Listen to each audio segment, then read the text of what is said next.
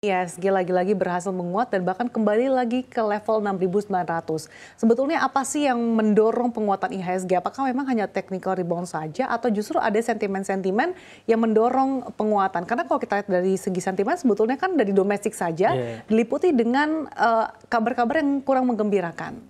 Ya, sebenarnya saya rasa ditopang oleh sektor energi ya. Kalau melihat saham-saham energi, terutama batu bara ini hari ini menguat cukup signifikan, baik itu dan juga saham-saham tambang lainnya, ada Aman Mineral, ada Adaro, ada kemudian emiten-emiten batu bara. Saya rasa memang ini menjadi hal yang baik ya untuk IHSG ketika emiten-emiten blue chips lainnya seperti emiten perbankan yang masih berada di zona merah.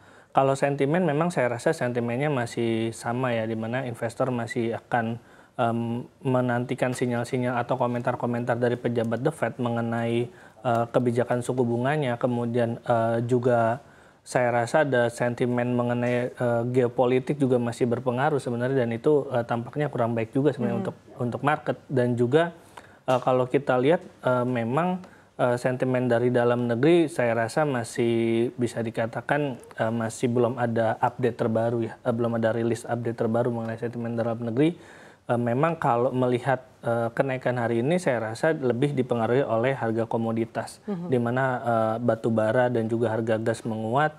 Ini kemudian terefleksi ke harga saham energi untuk perdagangan hari ini. Oke, selain dari sentimen yang terkait dengan energi dari eksternal, kita tahu bahwa inflasi Australia ternyata di luar ekspektasi pasar, masih tinggi 4%. Dan apakah juga pertanyaan selanjutnya, apakah nantinya akan diikuti dengan langkah Bank Sentral untuk menaikkan suku bunga dan mungkin Bank Sentral lainnya?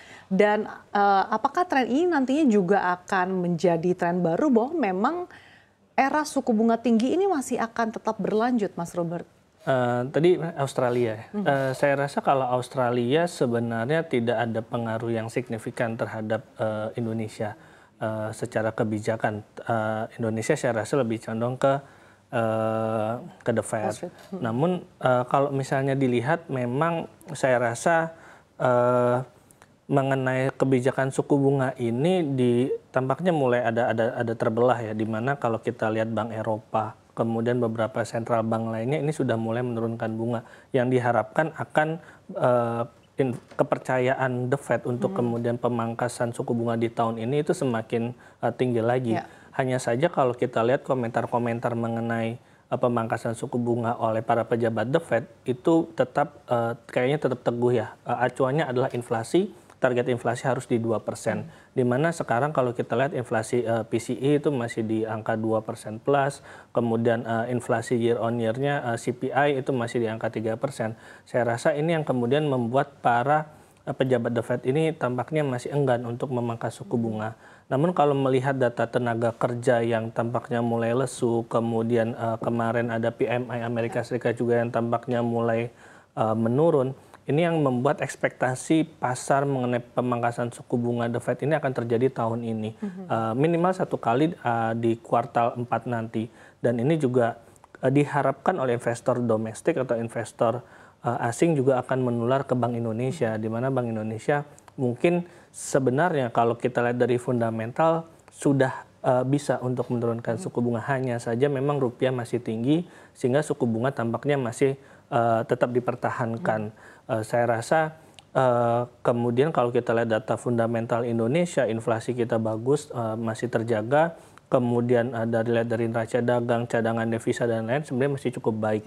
Hanya saja memang tampaknya kiblatnya ke The Fed ini, dan juga kita lihat rupiah masih cukup tinggi di area masih di atas 16.000, bahkan 16.400-an. Ini membuat BI tampaknya masih tetap mempertahankan suku bunga, sehingga efeknya kalau kita lihat ke pasar saham tampaknya masih belum bisa untuk naik lebih lanjut, bahkan menembus 7.000. Oke, dengan adanya ekspektasi bahwa The Fed akan melakukan pemangkasan setidaknya 1 kali di tahun ini, seharusnya kan kekhawatiran ini akan mereda dan tercermin dari DXY. Tapi ternyata penguatan dolar dibandingkan dengan pelemahan rupiah yang terus berlanjut, tampaknya ini terus berkorelasi. Seperti apa Anda melihatnya, Mas Robert? Karena kemarin walaupun sudah menjauhi level 16.400, nyatanya tadi pagi lagi-lagi kembali ke level 16.400 dan bahkan dikhawatirkan ini akan kembali lagi ke 16.500.